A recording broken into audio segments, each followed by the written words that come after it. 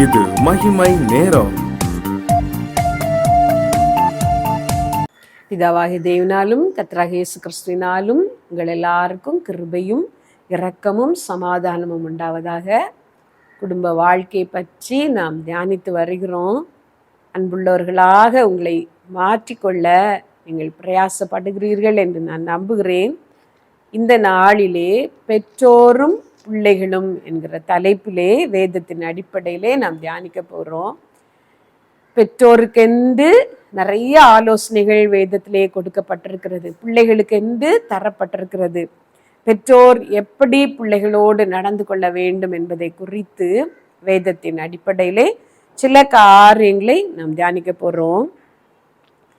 இன்னைக்கு செய்திக்கு ஆதாரமாக நான் எடுத்த வேத வசனம் நீதிமொழிகள் 29வது அதிகாரம் 15வது வசனம். நீதிமொழிகள் 29:15. பிறம்பும் கடிந்து கொள்ளுதலும் ஞானத்தை கொடுக்கும், தன் இஷ்டத்திற்கு விடப்பட்ட பிள்ளையோ தன் தாய்க்கு வெட்கத்தை உண்டு பண்ணுகிறான்.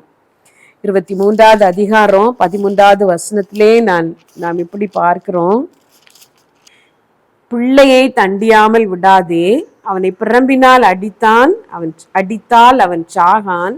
நீ பிரம்பினால் அவனை அடிக்கிறதினால் பாதாளத்துக்கு அவன் ஆத்மாவை தப்புவிப்பாயே.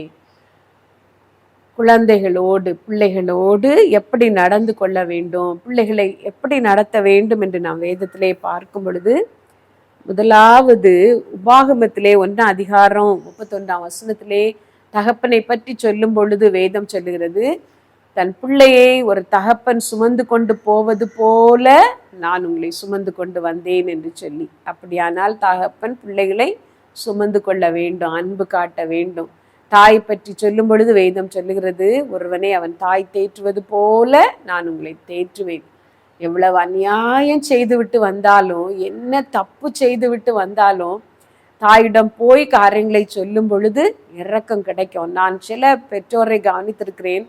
பிள்ளைகள் முழு தப்பு செய்திருப்பார்கள், ஆனால் பிள்ளைகளுக்காக பரிந்து பேசுவார்கள், பிள்ளைகளின் பட்சமாய் நிற்பார்கள். அது தாயின் அன்பு. பிள்ளையின் தப்பு தாய்க்கு பெரிதாக தெரியாது. தாயின் அன்பை வேதம் அநேக இடங்களிலே நமக்கு சொல்லுகிறது. அன்பு காட்ட வேண்டும் பிள்ளைகளுக்கு. நீங்கள் அன்பு காட்டாமல் பிள்ளைகளை தண்டிக்கும் பொழுது பிள்ளைகள் முரடர்களாய் மாறி விடுவார்கள். அன்பு இருக்க வேண்டும், அதே சமயத்திலே பிள்ளையை தண்டிக்கவும் வேண்டும். இதுதான் வேதம் நமக்கு கற்றுத்தருகிற ஒரு காரியம். நீங்கள் அன்பு காட்டும் போது, பிள்ளைகளோடு நீங்கள் அன்பாக இருக்கும் பொழுது பிள்ளைகள் உங்களை புரிந்து கொள்ளுவார்கள். உங்களுடைய இஷ்டத்திற்கு மீறி, உங்கள் கட்டுப்பாட்டிற்கு மீறி அவர்கள் போக மாட்டார்கள். அன்புக்கு ஒரு பயங்கர வல்லமை, ஒரு வலிமை உண்டு.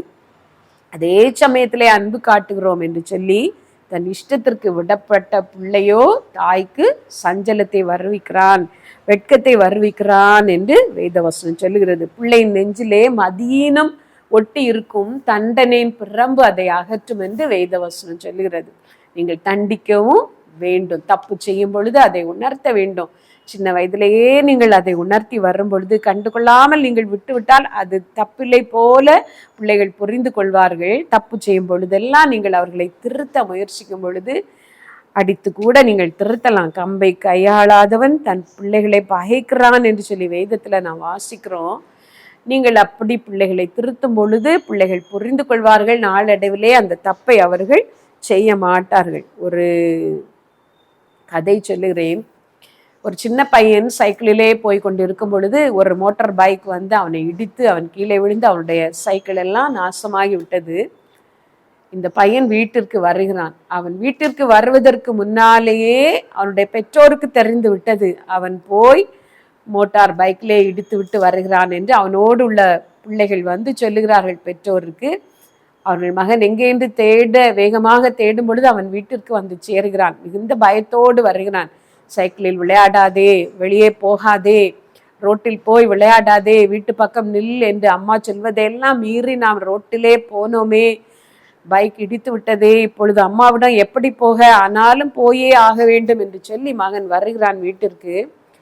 ஆனால் வீட்டிற்கு வந்ததும் பெற்றோர் அந்த பையனை பார்த்து அவனுடைய சரீரத்திலே எங்கேயாவது அடிபட்டிருக்கிறதா என்று தேடி பார்க்கிறார்கள். அவனிடம் கேட்டார்கள், அடிபட்டதா, நீ விழுந்து விட்டாயா, எங்கே அடிபட்டது, பைக் எங்கே மோதினது?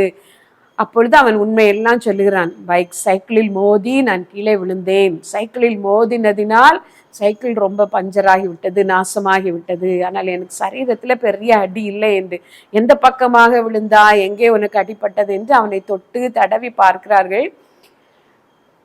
அவனுக்கு காயமில்லை என்று அறிந்த பிறகு, பெரிதான காயமில்லை என்று அறிந்த பிறகு சைக்கிள் எங்கே என்று கேட்டார்கள்.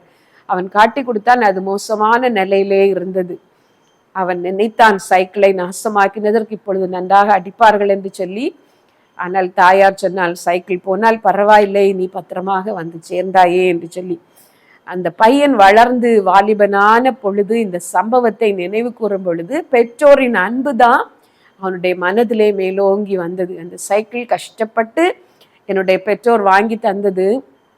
ஆனால் அது போனால் பரவாயில்லை, என் பிள்ளை தப்பினால் போதும் என்றுதான் நினைத்தார்கள். ஒரு நல்ல பெற்றோருக்கு மகனாக நான் பிறந்து வளர்ந்தேன் என்று அவன் நினைத்தான். உங்கள் பிள்ளைகளிடமும் நீங்கள் அன்பு காட்டுங்கள்.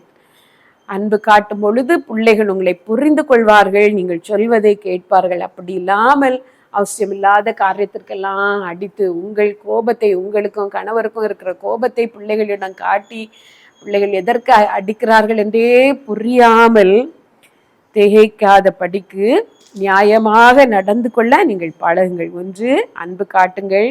ரெண்டாவது, தண்டிக்க வேண்டிய இடங்களிலே நீங்கள் தண்டித்தே ஆக வேண்டும். என் பிள்ளை, அவனை நான் தொடவே மாட்டேன், அடிக்கவே மாட்டேன் அப்படி நீங்கள் நினைத்து வளர்த்தீர்களானால் அவன் நல்ல பிள்ளையாக வளரப்போவதில்லை. மூன்றாவது ஒரு காரியம் வேதத்திலே சொல்லப்பட்டிருக்கிறது. நீதிமான் பிள்ளைகளுக்கு சுதந்திரம் வைத்து விட்டு போகிறான் என்று சொல்லி நீதிமொழிகள் 13:32 நாம் பார்க்கிறோம்.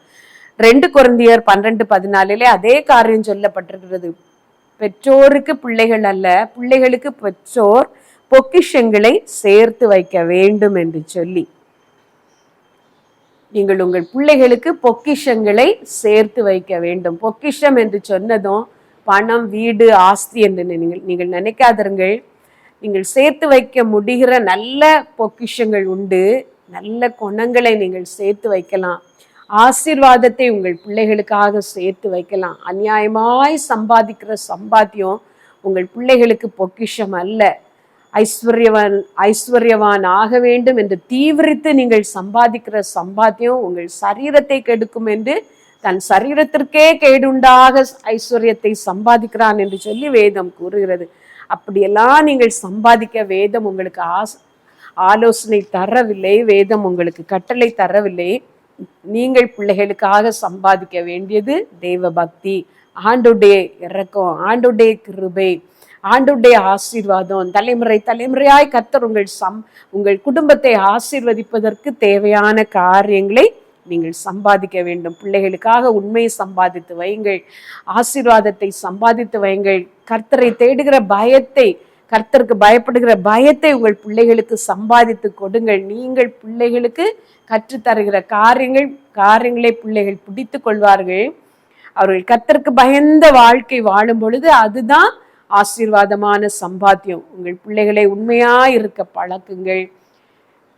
தேவனை தேடுகிற உணர்வுள்ளவர்களாக இருக்க பழக்குங்கள். பிள்ளைகளிடம் சொல்வதை விட நீங்கள் வாழ்ந்து காட்டும் பொழுது பிள்ளைகள் அதிகமாக கற்றுக்கொள்வார்கள். கர்த்தர் தாமே உங்கள் ஒவ்வொரு குடும்பங்களிலும் பிள்ளைகள் ஆசீர்வாதமானவர்களாக வாழும்படிக்கு கிருபை செய்வாராக. ஆமீன்.